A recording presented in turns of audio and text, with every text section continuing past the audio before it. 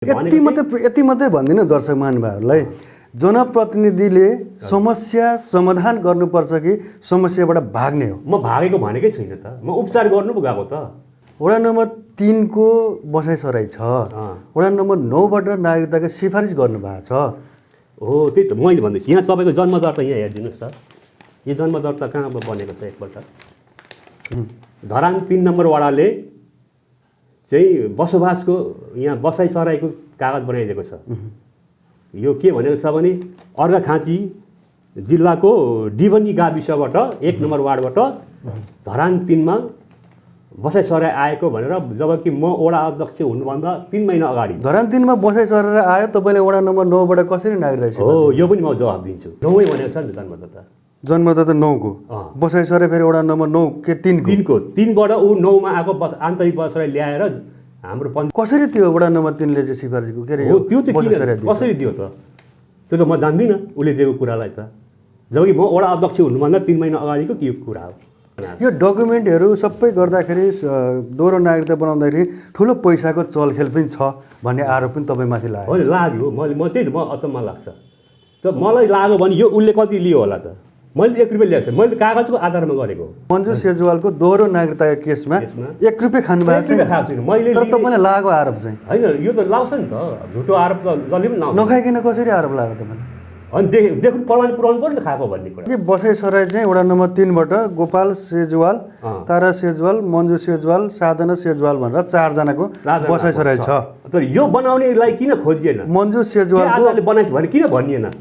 अदालतमा पेश गर्दाखेरि प्रहरीले एउटा पेपर राखेको छैन। हेर्नुहोस् किन राखेन भने यो मान्छेले जोगाउनलाई।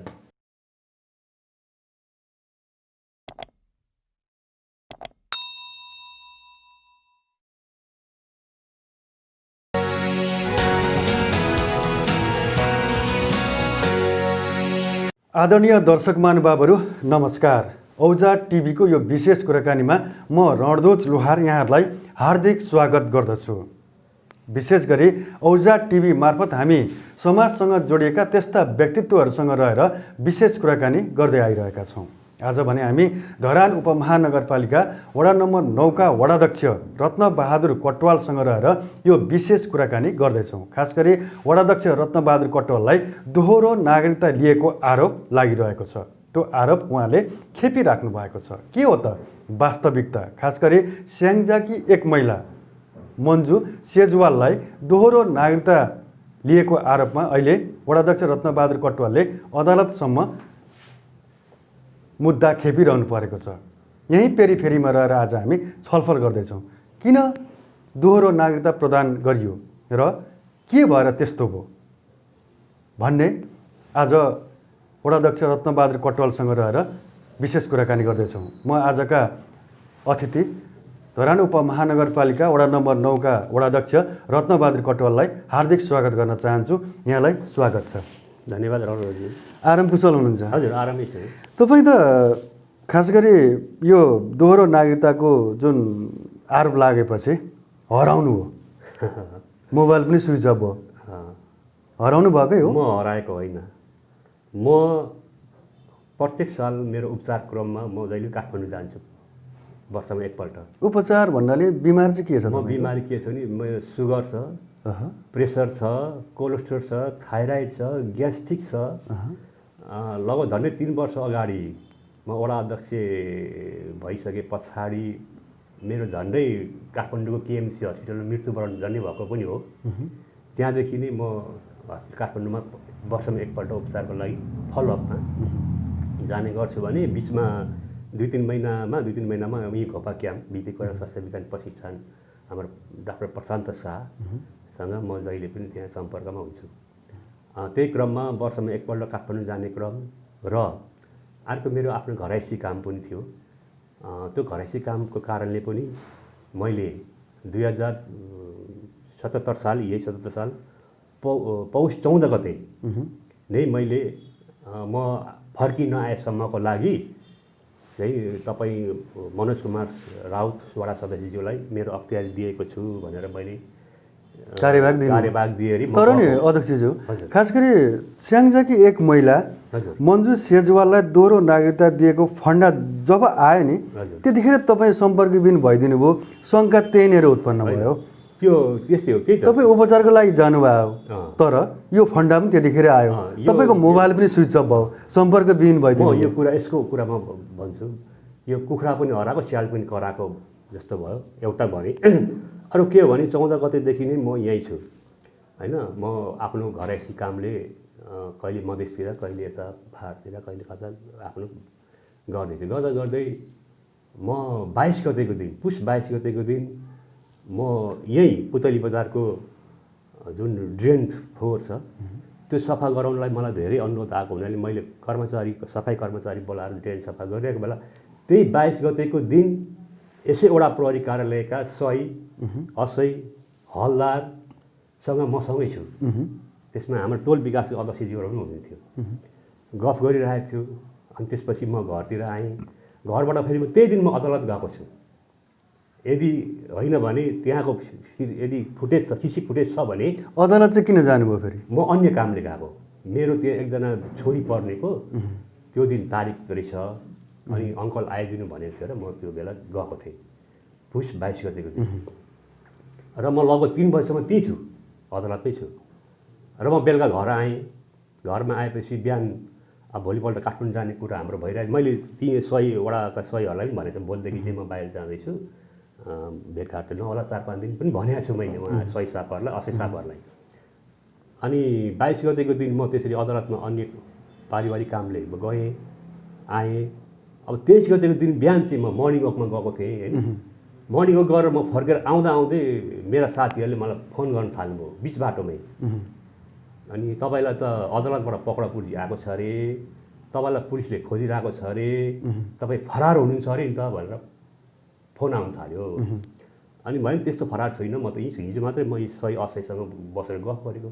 यदि म त्यस्तो अभियुक्त हो भने त मलाई त्यही प्रहरीले पक्रेर मलाई लानुपर्ने, किन त्यस्तो भएन त?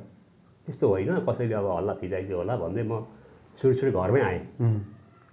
घरमा आइसके पछाडि पनि घरमा मान्छे पनि आउनु थाले यो कुरा सुनेर। मेरो शुभचिन्तकहरू आए, पत्रकारको त आएन, अन्य साथीहरूको चाहिँ शुभचिन्तकहरू के हो त भनेर आए। के हो त यो कुरा, यस्तो हल्ला छ भनेर बुझ्न आउनुभयो। मैले उहाँलाई त्यस्तो होइन, केही पनि छैन, पक्रापुरी छैन, म आनन्दले भरै बसिरहेको छु त, मेरै घर अगाडि पुलिसका भ्यानहरू कुदिरहेको छ, त्यस्तो छैन होइन भने मैले। तर के भने फोन निरन्तर आउनु थाल्यो, धेरै साथीहरूको फोन आउनु थाल्यो होइन, तपाईँको यस्तो हल्ला यसो आयो फोन। त्यसपछि मलाई अलिकति टेन्सन हुन थाल्यो है। मलाई टेन्सन भयो, मलाई किन अनावश्यक चरित्र हत्या गर्ने काम गरियो, हल्ला गरियो, मलाई पुलिसले खोज्दै आएको छैन, मेरो घरमा सोधेकै छैन, मेरो अफिसमा आएर वडा अध्यक्ष रत्नकर्ण कसै भएर सोधेकै छैन, म बुझिरहेको छु, घरमा सोधेको छैन त कसरी पक्रापुर्जी मलाई जारी भयो? यो होइन भन्दैछु म होइन। भन्दै धेरै त्यस्तो भइसकेपछि मेरो परिवारलाई टेन्सन भयो। म पिसा फेर्नु गएको बेला मेरो परिवारले अब यो धेरै फोन आउनु थाल्यो, यो धेरै भयो भन्ने भएपछि मेरो छोरीले मोबाइल, म पिसा अब शब्दै बोल्नु होइन, टोइलेट गएको बेला मोबाइलबाट सिम निकालिदिएर लुकाइदिन्छन्। यस्तो फोन न बाबालाई टेन्सन भयो, किन म रोगी मान्छे, सुगर प्रेसर सारा छ, जति टेन्सन भयो उति बढ्छ, यस्तो हुन्छ भने मेरो छोरीले चाहिँ त्यो सिम निकालिदिएपछि यो ठिकै छ भने म त्यहाँबाट अब त्यो सिममै मैले हेरिनँ, मलाई थाहै भएन। म लुगासुगा लगाएँ, अब म उता हिँडेको भनेर चाहिँ घरसँग बिदा मागेर म निस्केर गएँ। मतलब तपाईँ बिरामी पनि हुनुहुँदो रहेछ, कामसाम गरिराख्नु भएको, सामाजिक कामहरू गरिराख्नु भएको। अनि फेरि अघि तपाईँले चाहिँ खास गरी म बिरामी भएकोले काठमाडौँ उपचारको सिलसिलामा गएँ भन्नुभयो, कुरा त बाँझो नि। वार्षिक जुन हुन्छ नि, एकै वर्षमा देखाउनु पर्ने हुन्छ नि त, तपाईँको होल बडी। भने तपाईँलाई यो केस पनि आयो, त्यसपछि उपचार गर्नुपर्ने भयो? होइन, त्यस्तो होइन, अलिक समस्या भयो। त्यस्तो होइन।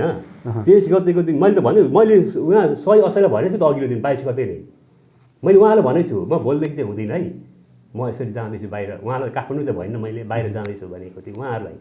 न त त्यो सही साहब चाहिँ अलिक पर हुनु त, असै साहब चाहिँ नजिकै हुनु त, असै साहबले सोद्धा हुन्छ है। मैले त्यसो भनेको हिँडेको मान्छे। त्यस गरी त्यो हल्ला हुँदैछ त्यो गरेको मैले थाहै पाइनँ। मतलब समस्या त अगाडि नै आएको रहेछ, तपाईँलाई थाहा थियो।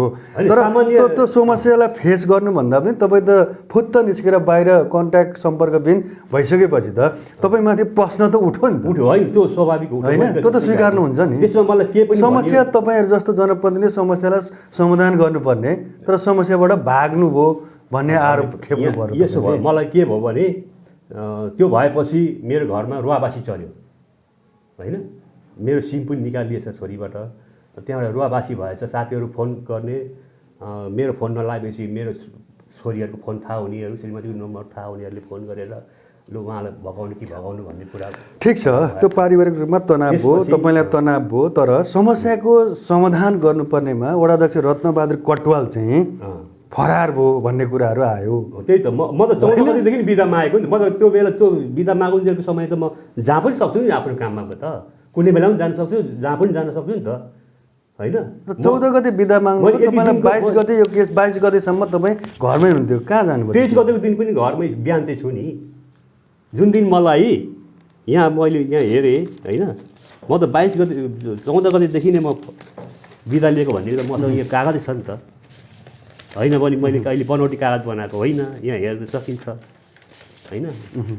यसैले देखाउँछ हेर्नु। 14 गतेदेखि तपाईँ बिदामा हुनुहुन्थ्यो। 14 गतेको चिठी यो चलान नम्बर हेर्दा पनि भयो, सबै गर्दा यहाँ त घरायसी कामको कारणले चाहिँ कार्यालय उपस्थिति भन्नुभएको छ, तर उपचारको लागि त भन्नुभएको त्यो छैन। भनिराख्नु पर्दैन नि त। घरायसी काम भनेपछि त्यो उपचारको पनि त्यही हुन्छ, अन्य पनि खेतीपातीको काम पनि हुन्छ, घरको काम पनि हुन्छ, सबै हुन्छ नि। मैले त एक तपाईँले सुरुमा चाहिँ के भन्नु भने म उपचारको लागि काठमाडौँ गएँ, सुगर, प्रेसर, थाइरोइड, त्यो चाहिँ मैले मनोज कुमार राउत मेरो कार्यवाहकलाई चाहिँ बिदाको लागि त तपाईँले त यो त घरको घरायसी कामको कारणले भन्नुभएको छ। यहाँनिर कुरा भनेको यो उपचार पनि यसै होइन, तपाईँ समस्यादेखि त भाग्नु खोज्नु भएको देखियो नि। होइन होइन होइन, म कहिले भाग्छु। म फेरि जब तपाईँलाई 22 गतेदेखि यो कुरा थाहा भयो, दोहोरो नागरिकताको तपाईँलाई चाहिँ पक्रापुरी जारी भयो भन्ने कुरा थाहा भयो, त्यसपछि तपाईँ सम्पर्कविहीन भएर काठमाडौँ चलिदिनु भयो होइन। त्योबाट त होइन म भागेको। म त्यो दिनै मेरो जाने टिकट थियो, त्यही दिन हुनेवाला थियो। मलाई लाग्छ म 23 गते त्यसरी जाँदैछु भनेर केही साथीहरूलाई मैले भनेको। यति मात्रै भनिदिनु दर्शक महानुभावहरूलाई, जनप्रतिनिधिले समस्या समाधान गर्नुपर्छ कि समस्याबाट भाग्ने हो? म भागेको भनेकै छैन त, म उपचार गर्नु पो गएको त। मेरो निकै दिन भइसकेको थियो नि। 14 गते तपाईँलाई त थाहा भयो त, आम जनतालाई थाहा हुँदैन नि त्यो कुरा। होइन, त्यो त मैले अहिले भनिरहेको छु त। अरू बेला पनि म कहाँ त्यसरी चाहिँ उपचार गर्नु गएँ भनेर म कुनै पनि बेला मैले उपचार गर्नु गएको भनेर बिदा लिएकै छैन। अब तपाईँले घरायसी कामले नि भन्छु। तपाईँले भन्नुभएको छ यो दोहोरो नागरिकताको केसमा चाहिँ मलाई फसाइएको हो भन्नुभएको छ। हो, त्यो हो नै। तपाईँलाई फसाएको हो। जनप्रतिनिधिले फसाउँछन्? फसाउँदा रहेछन्, अब अहिले थाहा भयो। डकुमेन्टहरूको आधारमा मैले यहाँलाई भन्दैछु, 2074 साल वैशाख 6 गते धरान 3 नम्बर वडाले चाहिँ बसोबासको यहाँ बसाइ सराईको कागज बनाइदिएको छ। यो के भनेको छ भने अर्घाखाँची जिल्लाको डिबनी गाविसबाट 1 नम्बर वार्डबाट धरान 3 मा बसाइ सराई आएको भनेर, जबकि म वडा अध्यक्ष हुनुभन्दा 3 महिना अगाडि धरान 3 मा बसाइ सरेर आयो। तपाईँले वडा नम्बर 9 बाट कसरी नागरिकता? हो, यो पनि म जवाब दिन्छु। त्यस पछाडि यो म अध्यक्ष हुनुभन्दा अगाडिको यो बनेको छ बसराई। यसमा बाउ गोपाल सेजवाल, छोरी मन्जु सेजवाल र छोरीको जन्ममिति पनि 2055 साल 11 महिना 10 गते नै लेखेको छ। यो आधारमा आन्तरिक बसाइ सराई भन्ने हुन्छ एउटा धरानभित्रको। हुन त त्यस बेला त्यस्तो पनि थिएन होइन। धरानभरिको जो आए पनि यहाँ बसेको भनेर दिन मिल्थ्यो एउटा। अर्को उनले मलाई के भनेकी छिन् भने, अनि म अफिसमा आउँदाखेरि जुन दिन 75 साल माघ 8 गते जुन दिन म अफिसमा हाजिर भएँ, जुन दिन सिफारिस भएको दिन, म आउँदा मेरो टेबलमा म जहिले पनि 11 देखि 11:30 भित्र मात्रै म अफिस जान्छु। त्यस्तै इम्पोर्टेन्ट छ भने अलिक अगाडि जान्छु, नत्र भने के भने कर्मचारी 10 बजी आउँछन्, सफा सुग्घर गर्छन्, फाइल साइल मिलाउँछन्, कम्प्युटर यसो मिलाउँछन्। मेरो प्रश्न कहाँनिर हो भने वडा नम्बर 3 को बसाइ सराई छ, वडा नम्बर 9 बाट नागरिकताको सिफारिस गर्नुभएको छ। हो, त्यही त मैले भन्दैछु। यहाँ तपाईँको जन्मदर्ता यहाँ हेरिदिनुहोस् त, यो जन्मदर्ता कहाँ बनेको छ एकपल्ट। 9 भनेको छ नि त जन्मदर्ता। जन्मदर्ता 9 को बसाइ सराई फेरि वडा नम्बर 9 के 3 को 3 बाट ऊ 9 मा आएको आन्तरिक बसाइ ल्याएर हाम्रो पञ्जिका। यो मान्छे पहिल्यैदेखि स्थायी बसोबासको हो धरानकै? यो आधारले त्यही देखिन्छ त। कसरी त्यो वडा नम्बर 3 ले चाहिँ सिफारिसको के अरे हो त्यो चाहिँ कसरी कसरी दियो त त्यो त म जान्दिनँ उसले दिएको कुरालाई त जबकि म वडा अध्यक्ष हुनुभन्दा 3 महिना अगाडिको के कुरा हो त कसरी दियो वडा अध्यक्ष हुनुभन्दा अगाडि निकालेको छ बससराई अनि आन्तरिक रूपमा वडा नम्बर 9 मा आएको छ त्यो आधार कहाँनेर बस्थ्यो यो मान्छे तपाईँलाई थाहा छ उसले मैले सोद्धाखेरि उसले के भने सब्जी मण्डी चोकमा भनेको छ सब्जी मण्डी चोकमा तपाईले कहिले देख्नु भएको थियो यो मैले कहिले देखेको हो देखेको पनि हो उहाँसँग कहिले कुरा गर्दाखेरि बुवा कता हुनुहुन्छ आमा कता हुनुहुन्छ नि आमा चाहिँ बित्नु भएको हो बुवा चाहिँ विदेश हुनुहुन्छ हामी चाहिँ यहाँ सागसब्जी बेच्छौँ भन्थे मैले सोद्धाखेरि वास्तविकता के रहेछ त्यसो भने वास्तविक के रहेछ भने यो मन्जु सेजवाल र गोपाल सेजवाल भन्ने बाउ छोरी होइन रहेछ के रहेछ सम्बन्ध यिनीहरूको त यो गोपाल सेजवाल अहिले बुझेको अनुसार है मैले त्यस बेला त मलाई केही थाहा थिएन अहिले हालसाल त्यो केटीको बयान अनुसार मैले बुझेअनुसार गोपाल सेजवाल जापान बस्दो रहेछ अनि यी मन्जु सेजवाल पनि विदेश जानु खोजेको अनि यो गोपाल सेजवालसँग कहाँ भेट भएपछि म पनि जापान जाने अङ्कल भन्ने कुरा यिनले गर्दाखेरि चाहिँ त्यसो भए छोरी बनाएर लानु मिल्छ न त मिल्दैन भनेपछि उनीहरू 74 साल वैशाख 6 गते नै धरान 3 मा चाहिँ बाबु छोरी भएर यो बनाएछन् र छोरीको उमेर पनि ठ्याक्कै 55 साल 11 महिना 10 गते भने जन्ममिति बनाएको यो डकुमेन्टहरू सबै गर्दाखेरि दोहोरो नागरिकता बनाउँदाखेरि ठुलो पैसाको चलखेल पनि छ भन्ने आरोप पनि तपाईँमाथि लाग्यो होइन लाग्यो म त्यही त म अचम्म लाग्छ त मलाई लाग्यो भने यो उसले कति लियो होला त मैले 1 रुपियाँ ल्याएको छु मैले कागजको आधारमा गरेको मैले हामीले दर्शक महानुभावहरूलाई तपाईँ प्रष्ट रूपमा भन्न सक्नुहुन्छ यो केसमा मन्जु सेजवालको दोहोरो नागरिकताको केसमा 1 रुपियाँ खानुभएको छैन मैले तर तपाईँलाई लागेको आरोप चाहिँ होइन यो त लाउँछ नि त झुटो आरोप त जसले पनि लाउँछ नखाइकन कसरी आरोप लाग्यो तपाईँलाई अनि देखुन प्रमाण पुऱ्याउनु पर्यो नि खाएको भन्ने कुरा त्यतिकै भन्छन् अहिले जसलाई पनि भन्छन् जे पनि भन्छन् अब तपाईँमा दोहोरो नागरिकताको पनि आरोप लाग्यो यसलाई मलाई चाहिँ के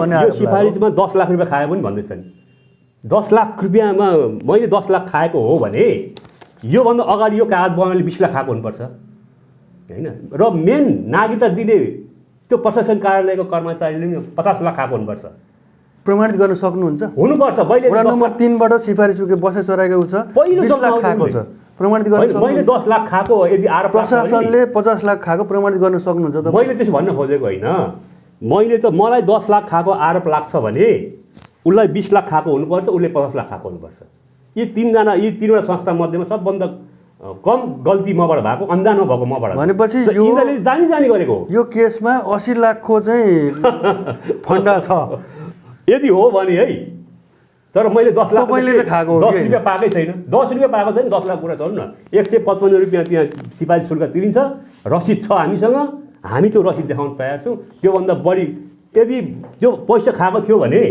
त्यो केटीले मैले अध्यक्षलाई 1 रुपियाँ दिएँ किन भन्न सकिनँ एउटा कुरा नि जनप्रतिनिधिले यस्ता कुराको चाहिँ सिफारिस गर्दाखेरि कागजी डकुमेन्ट मात्रै हेर्ने कि अरू बाहिर कुराहरू पनि के छ बाहिर कुरा हेर्ने भनेर होइन बाहिरी कुरा हेर्ने होइन हामी कागज हेर्ने हो एकदमै कागज जस्तो मैले झुटो कागज विवरण ल्याएर दिएँ तपाईँले त्यो कागजका अनुसार मलाई दिनुहुन्छ अनि के हो नि त अनि ओरिजिनल पेपर सहित ल्याएर वास्तविकता के हो भनेर भित्री रूपमा बुझ्नुपर्छ है पर्दैन वास्तविक हामीलाई यस्तो नि त सिधै कागज हेर्ने कागज त बनावटी पनि हुनसक्छ नि तपाईँलाई फसाएको त्यही नै होला अब त्यो त्यही देखियो अब यो कुराले तपाईँलाई पाठ सिकाएको सिकाएन पाठ त सिकाएँ नि बुझ्नुपर्ने रहेछ पछाडि के रहेछ भनेर तर म जनप्रतिनिधि मैले यो सिफारिस गर्दाखेरि भनेको 2 वर्ष पछाडि सिफारिस यो बनेको कागजको 2 वर्ष पछाडि सिफारिस गरेको 2 वर्षसम्म यो कागज त्यतिकै उसले बोकेर हिँडिरहेको छ होइन उहाँ अहिले त्यहाँ पनि रहेछ वडा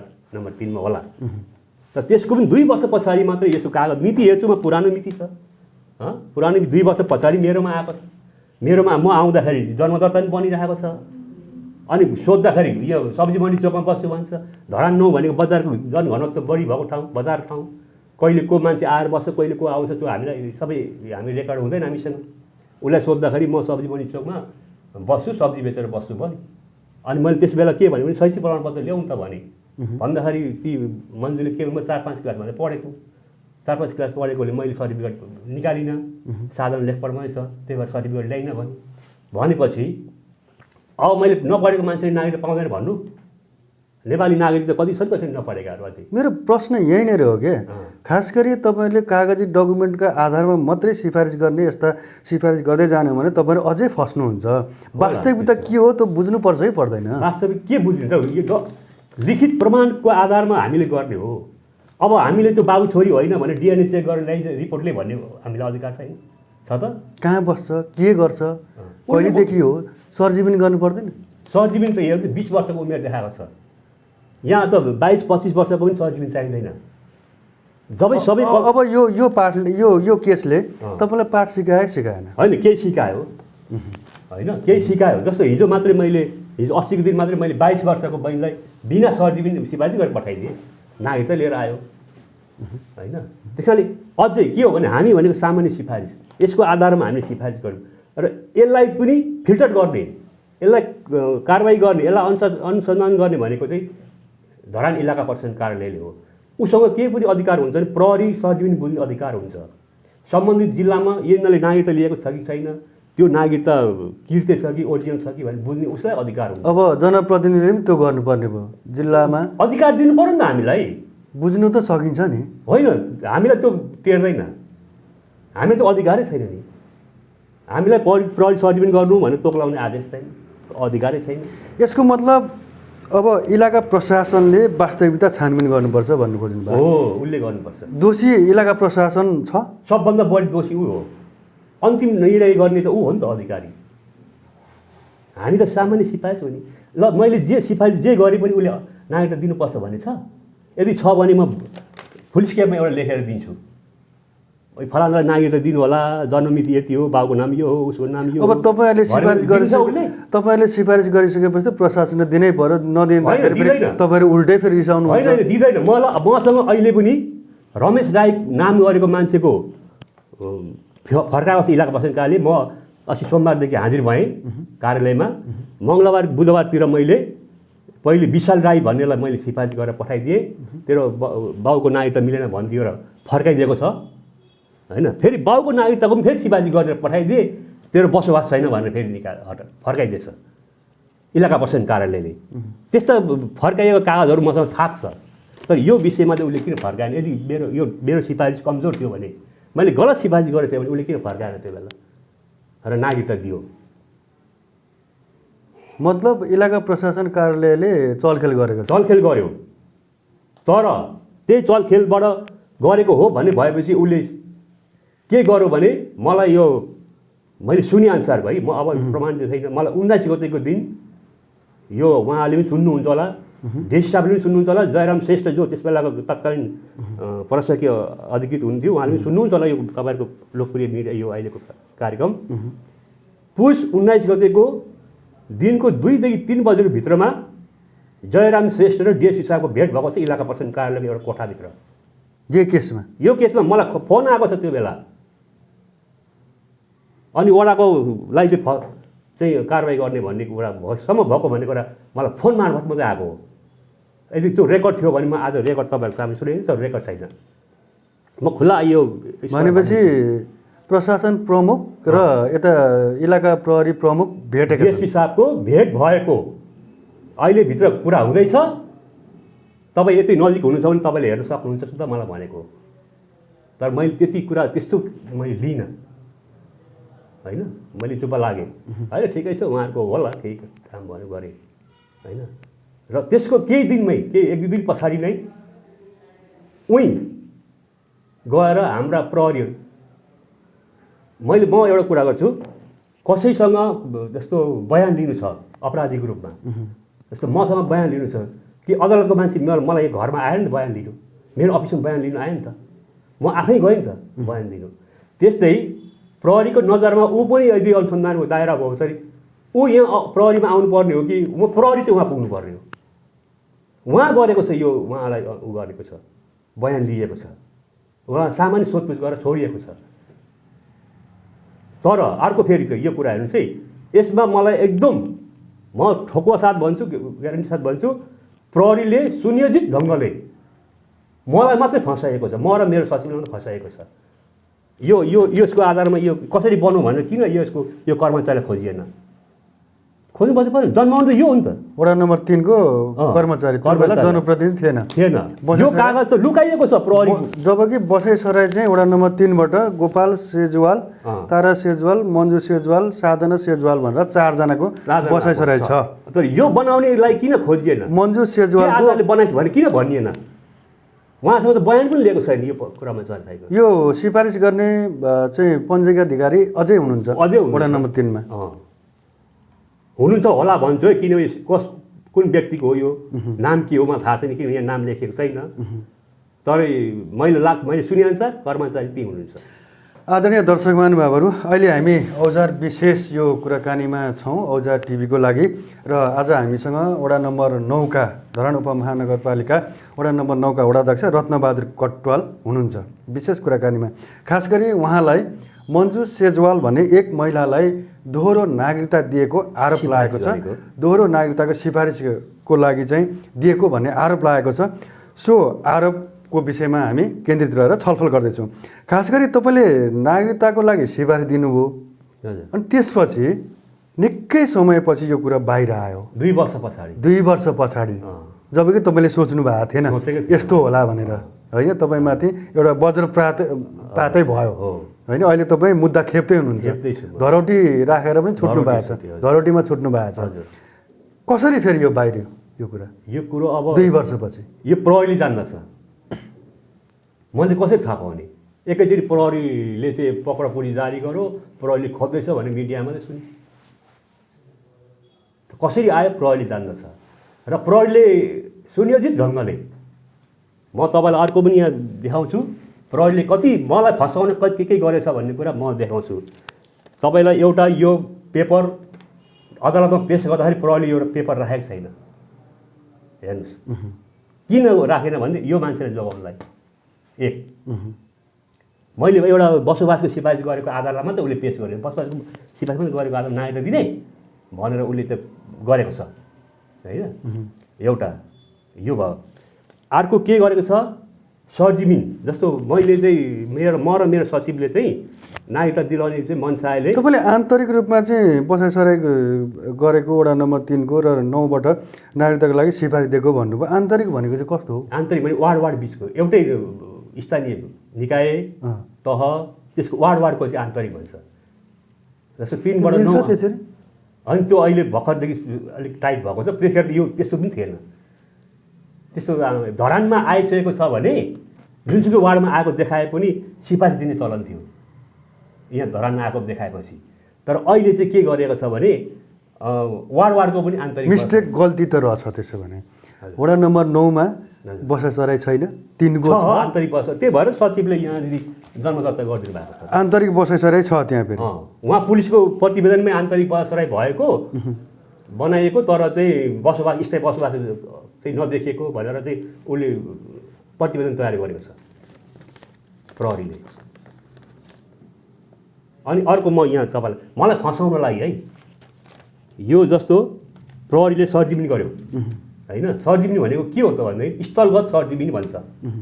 जहाँ घटना घटेको हो त्यहाँ प्रहरी आएर त्यहाँका वरिपरिका मान्छेलाई राखेर यो घटना के भएको कसोको सोधखोजी गर्छ र त्यहीँबाट उठाएर लान्छ।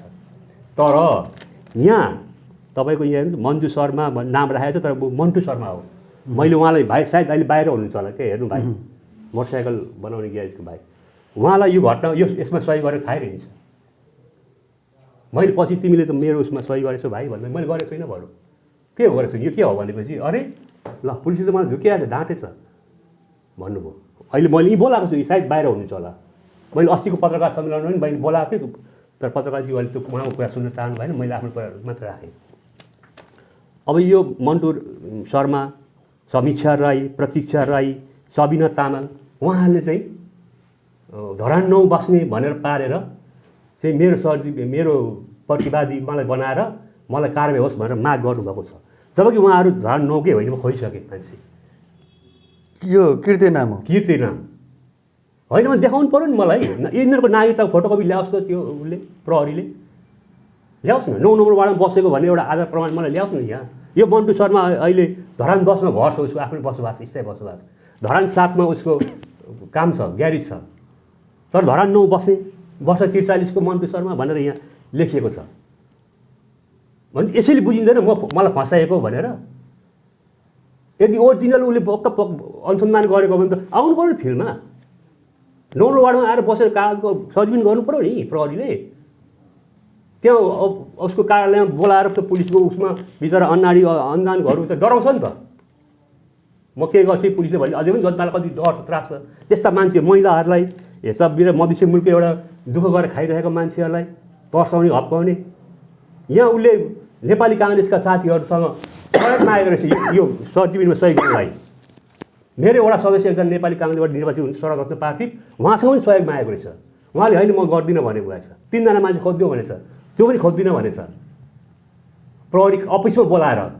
त्यसपछि मेरै प्रतिस्पर्धी नेपाली काङ्ग्रेसका अहिले धरान 9 का बुथ अध्यक्षलाई पनि भनिएको रहेछ, उहाँले पनि मान्नु भएन छ। त्यो केही नभएपछि अनि मलाई जसरी फसाउनु थियो।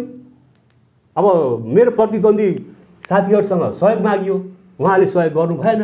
नभएपछि अनि धरान 9 देखि बाहिरको काल्पनिक नाम हो या वास्तविक नाम हो, मलाई नागरिकता सर्टिफिकेट गर्दा तपाईलाई वडाध्यक्ष रत्नबहादुर कटुवाललाई फसाएको हामीले हो भने म एउटा कुरा गर्छु तपाईँलाई। हामीले नागरिकताको सिफारिस गर्दा कहिले कहिले इलाका प्रशासन कार्यालयले सर्टिफिकेट माग्छ होइन, पुलिससँग सर्टिफिकेट माग्छ। अनि पुलिसले के भन्छ भने नि सर्टिफिकेटमा बस्ने मान्छेहरूको नागरिकता फोटोकपी लिएर आऊ भन्छ। त्यो लगेन भने नि त्यो भन्छ फेरि धरान 9 को छैन भने नि नागरिकता अन्य ठाउँको छ भने मान्दैन पुलिस होइन। धरान 9 कै नागरिकता भएको मान्छे लिएर आऊ भन्छ। मलाई थाहा छैन, म त्यस्तो सर्टिफिकेटमा मैले प्रतिनिधि भएर बस्नुपर्छ भने सो गरेर बस्नुपर्छ। त्यस्तो बेला चाहिँ उसलाई धरान 9 कै नागरिकता भएको मान्छे चाहिन्छ सर्टिफिकेटमा। तर यो मलाई फसाउने कागज सर्टिफिकेटमा चाहिँ जोशीको होस् किन, के हो यो चाहिँ? अब तपाईँलाई झुटो आरोप लागेको हो भने होइन, फसाइएको हो भने तपाईँ अदालती केसमा किन जान सक्नुहुन्न? गइसकेँ त म आफ्नो हाजिर भएर श्रीमानलाई मैले भनिसकेँ, श्रीमान बयान दिन त जानुभयो, बयान दिन जानुभयो, धरोटीमा तपाईँ छुट्नु भएको छ अदालतसँग। तर तपाईँलाई फसाएको व्यक्तिहरूलाई तपाईँले किन त्यो तरिकाले? होइन, मैले अस्ति पत्रकार सम्मेलन बोलेको छु, मैले साथीभाइ बोलेको छु। म प्रहरी प्रधान कार्यालय, गृह मन्त्रालय, अख्तियार दुरुपयोग अनुसन्धान आयोग इटरी र म 1 नम्बर प्रदेश संसदसम्म म जान्छु निवेदन लिएर। मलाई चाहिँ फसाउनेहरूको विरुद्ध मैले यति भनेको छु, ठिक छ कानुनले अज्ञानतावश गल्ती गरेकोलाई क्षमा दिँदैन भनेको छ, हो त्यो मान्छु, कानुनको सिद्धान्त त्यो छ। मैले अज्ञानतावश मबाट गल्ती भयो, ठिक छ, म त स्वीकार। यो अज्ञानताले भएको हो कि नियतले भएको हो कि? अज्ञानताले भएको होइन। अनि मैले त्यो बाबु छोरी होइन भन्ने कुरा डिएनए चेकको परीक्षणको रिपोर्ट माग्ने मलाई अधिकार छैन नि त। त्यहाँ आएको भए ल मिलेन बाबु छोरी होइन भएपछि त्यति गरी पनि दियो भने मलाई त्यो आरोप लाग्छ त। अब यदि यो केसले तपाईँलाई कानुनी रूपले चाहिँ दोष देखायो भने कारबाही भोग्न तयार हुनुहुन्छ? तयार त नि, म तयार छु त। अनजानको कारणले कानुनी नियम मिचियो भने पनि अपराधी नै हुन्छ भनेको छ, त्यो सिद्धान्त अनुसार म सजाय भागी हुन्छ। तर मभन्दा बढी दोषी व्यक्तिहरूलाई किन छुटकारा? को छन् दोषीहरू लु भन्नु त?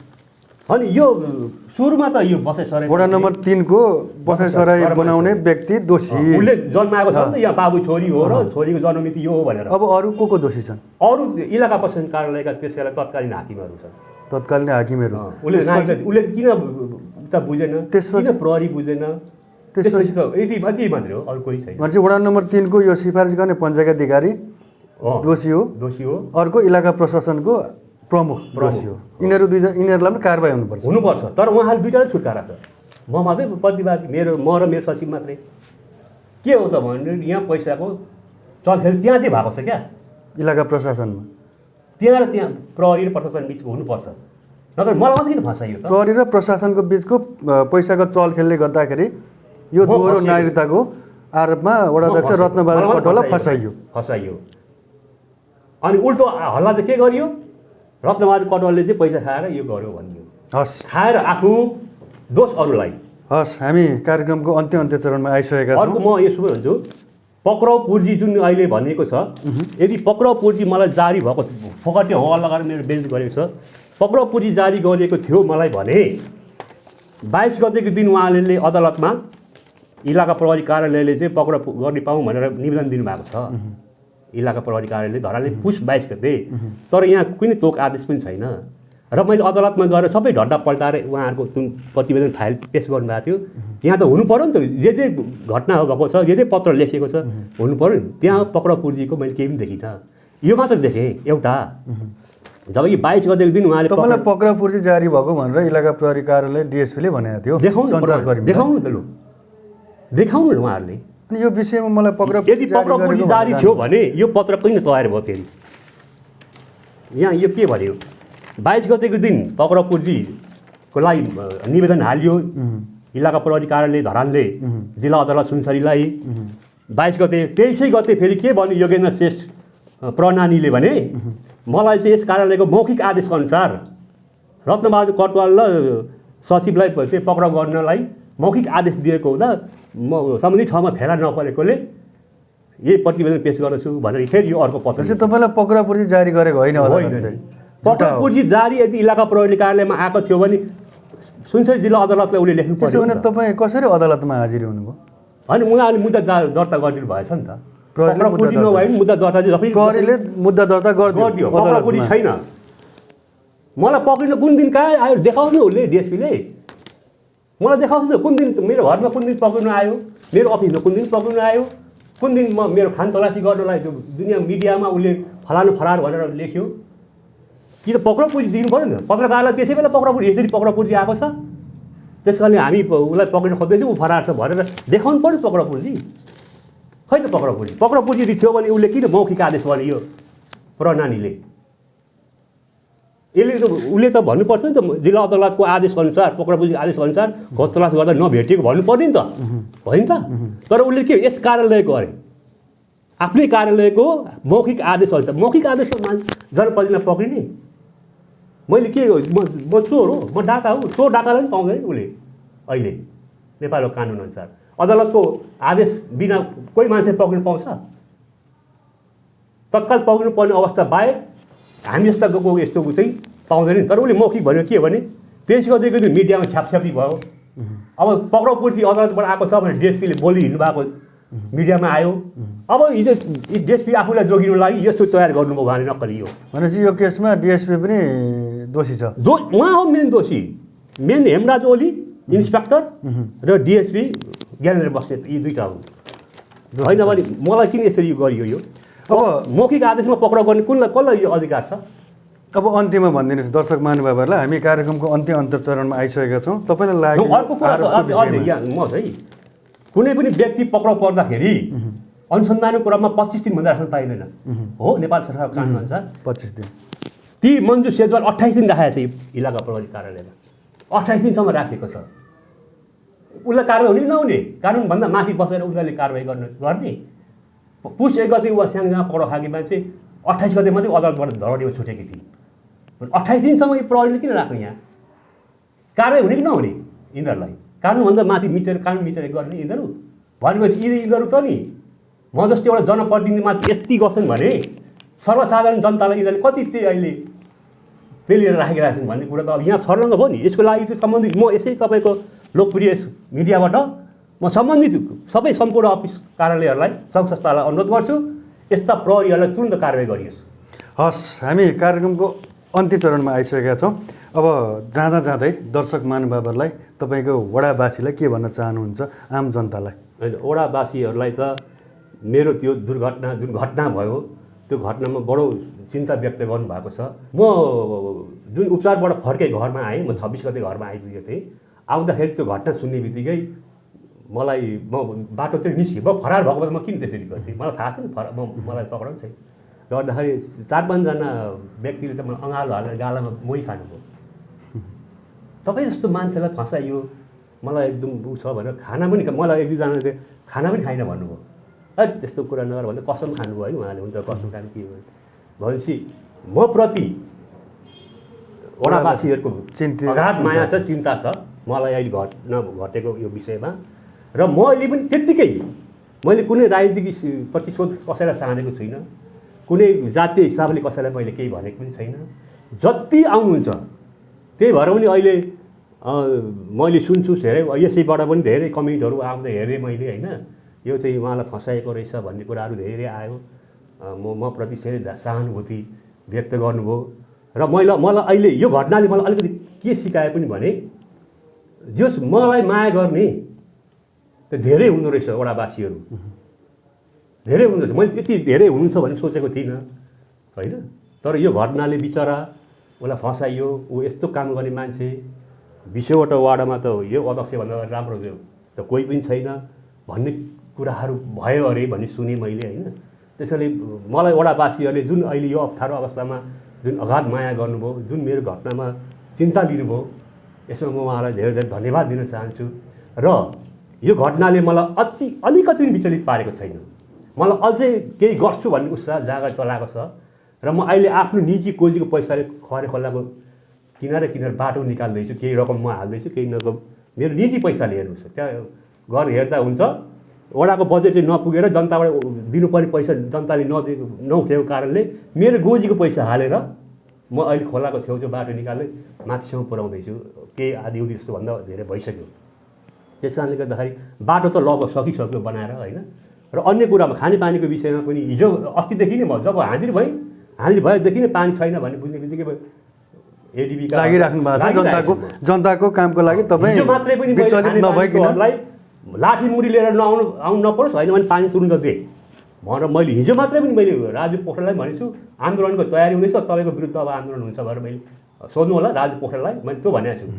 खानेपानीको वितरक कृष्ण गौतम उहाँलाई पनि मैले भनेको छु, यदि फेरि हामी लाठी मुरी लिएर आउनु पऱ्यो कि होइन भने पानी वितरण राम्रो गर्नुहोस्, पानीको अभाव छ अहिले भने छैन भने किन पानी पाइएन भन्दा म त्यो घुमाउने साथीहरूलाई। हस्, यहाँको कार्य योजना काम जनताको लागि सेवा निरन्तर अगाडि बढिरहोस्, शुभकामना छ। औजा टिभीको लागि यो विशेष कुराकानीमा यहाँले समय दिनुभयो, आफूलाई लागेको आरोपको विषयमा बताइदिनु भयो, यहाँलाई विशेष धन्यवाद छ। धन्यवाद रणजजीलाई पनि। र त्यो पक्राउ पुँजी चाहिँ त्यहाँ माग्नु होला र हेर्नु होला, पाउनु भएछ भने मलाई देखाउनु होला। हस्, धन्यवाद। अनुरोध गरेँ। हस्, धन्यवाद। आदरणीय दर्शक महानुभावहरू, अहिले हामीले कुराकानी गऱ्यौँ धरान उपमहानगरपालिका वडा नम्बर 9 का वडाध्यक्ष रत्नबहादुर कटवालसँग रहेर विशेष कुराकानी गऱ्यौँ। खास गरी उहाँलाई दोहोरो नागरिकता दिएको आरोप लागेको थियो, सो विषयमा केन्द्रित रहेर कुराकानी गऱ्यौँ। अब भने म कार्यक्रम प्रस्तुता रणध्वज लुहार पनि बिदा माग्छु। नमस्कार।